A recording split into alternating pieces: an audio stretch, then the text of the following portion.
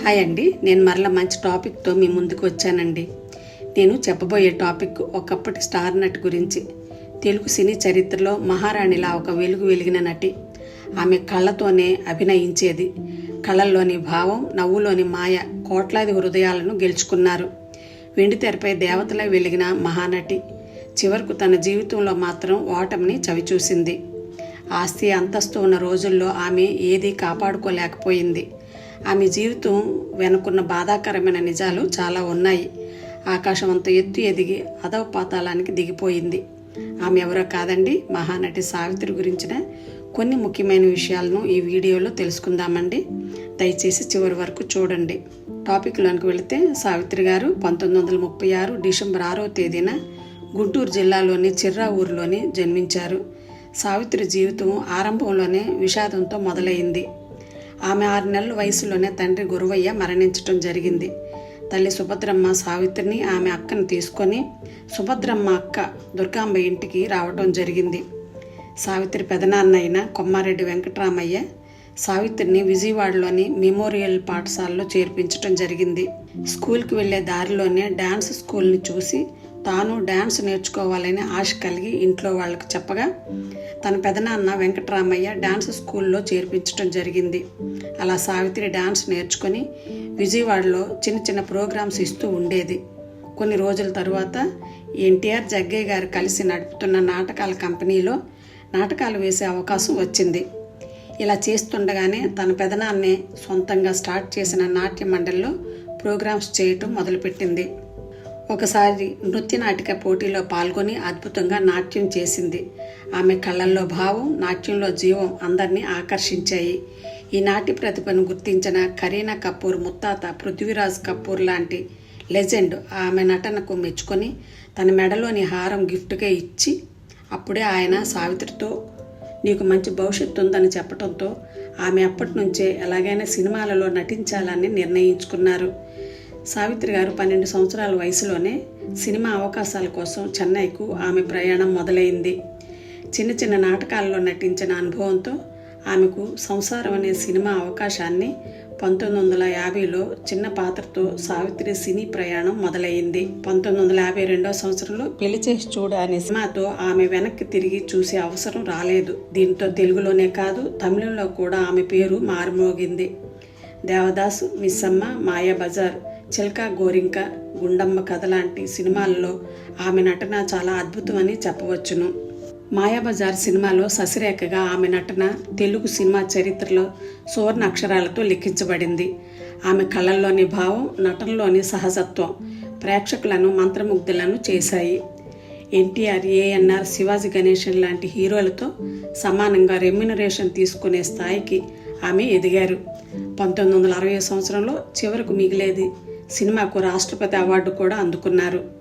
తెలుగు, తమిళ సినిమాలలో 250కి పైగా సినిమాలలో నటించి మహానటి, నడిగయ్యర్ తిలగం అనే బిరుదులను సొంతం చేసుకున్నారు.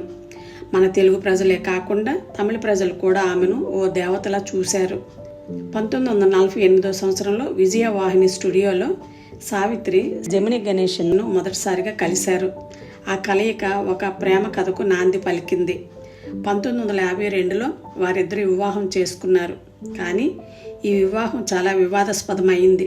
ఎందుకంటే జమిని గణేశన్ అప్పటికే వివాహితుడు, 4 కుమార్తెలకు తండ్రి మరియు పుష్పవలైన ఆమెతో సంబంధం కలిగి ఉన్నారు. సావిత్రి గారి జీవితంలో ఆమె వివాహం ఒక మాయన మచ్చగా మారింది.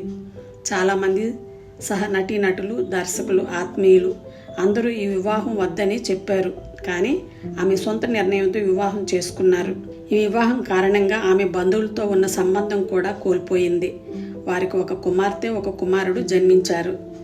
సావిత్రి గారు కేవలం నటి మాత్రమే కాదు, ఒక దర్శకురాలు, నిర్మాతగా కూడా. 1968లో చిన్నారి పాపుల అనే సినిమాను నిర్మించి దర్శకత్వం వహించి నంది అవార్డును కూడా సొంతం చేసుకున్నారు. సావిత్రి గారికి చాలా దానగుణం ఎక్కువని అంటారు. ఆమె దగ్గరకు వచ్చి సహాయం కోరిన వారికి గొప్ప మనసుతో ఆర్థిక సహాయం చేసేవారట. తాలిబొట్టు లాంటివి కూడా ఇచ్చేవారట. సామాజిక కార్యక్రమాలకు విరాళాలు, ఆస్తులు, ఆభరణాలు సేకరించే అభిరుచి ఆమెను అందరికీ దగ్గర చేశాయి.